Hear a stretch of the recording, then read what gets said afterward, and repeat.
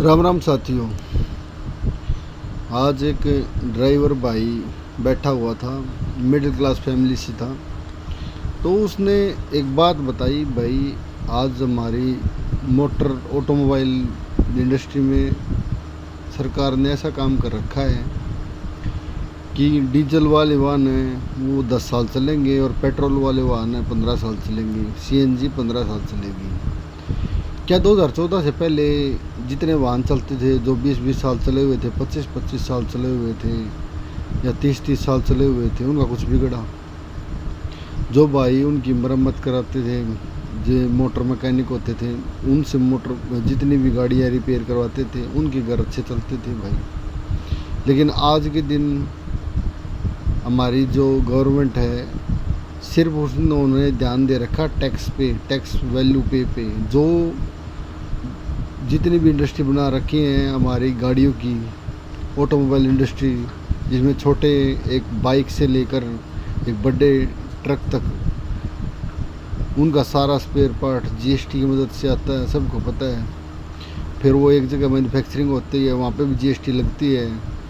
फिर वो हमारे पास ऑन रोड निकलता है एजेंसियों से, वहाँ पे भी जीएसटी लगता है, रोड टैक्स, सर्विस टैक्स। फिर बाद में ये पुलिस वालों का पंगा, कागज़ कंप्लीट नहीं है, 15 साल तो आउट ऑफ डेट रखो, अगर एक थोड़ा भी 19-21 हुआ तब भी चालान बना देते हैं। तो वो आम आदमी यार अपनी रोज़गार को समझकर अपनी गाड़ी लेकर आता है। तो यार 10 साल के अंदर गाड़ी का क्या बिगड़ जाता है, सबको पता है। 10 साल में कुछ नहीं बिगड़ता गाड़ी का।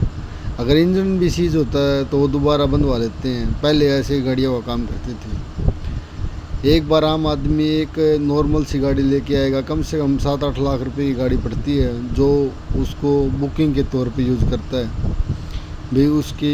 उसको अपनी रोजी रोटी मानता है और उसको ये पता है 10 साल में इसके कागज़ से ये आउट हो जाएगी। फिर बैंक से लोन लेगा, फिर गाड़ी दोबारा निकलवाएगा, फिर उनका पे करेगा। खुद को क्या बचाया उसने? खुद का तो बचता ही नहीं, बचता है तो पूंजीपतियों का बचता है, जितनी भी गवर्नमेंट हमारी उसका बचता है सब कुछ। ये सरकार ने ऐसी जाल बिछा रखा है ना ऑटोमोबाइल इंडस्ट्री का, बहुत ही गलत काम कर रखा है। क्योंकि आम आदमी सबसे ज़्यादा पिसता है इसमें, पूंजीपति लोग नहीं पिसते इसके अंदर। जो ज़्यादा पैसे वाले हैं वो नहीं पिसते, जो गरीब आदमी अपना रोजी रोटी मानकर ये काम करता है। तो ये काम बहुत ही अच्छा नहीं है सरकार का, इसमें बदलाव होना चाहिए। कम से कम डीजल वाहनों का 20 साल तो कर देना चाहिए और पेट्रोल वालों का 30 साल। कुछ नहीं बिगड़ता, उस लोहे का कुछ नहीं बिगड़ता।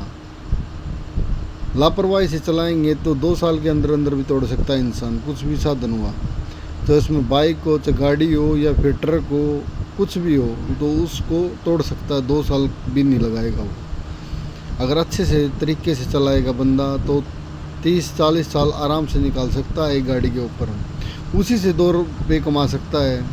और जिस तरह से सरकार ने ये सियासी जाल फिर बिछा रखा है अपने ऑटोमोबाइल इंडस्ट्री के ऊपर, ये काम अच्छा नहीं भाई।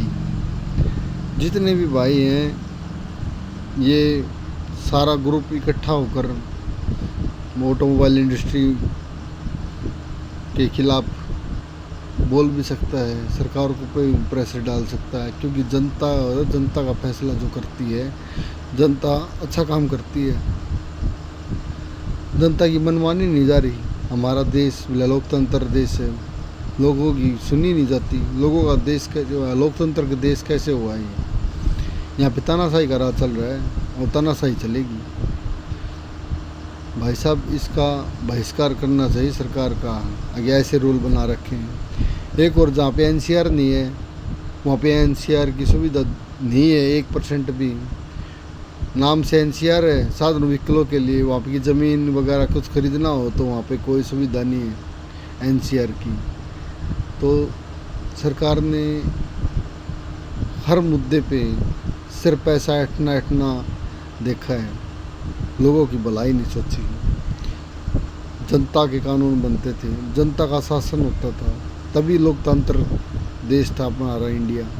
लेकिन इस तरह से सियासी काम कर रही है सरकार, तो ये काम अच्छा नहीं है भाई।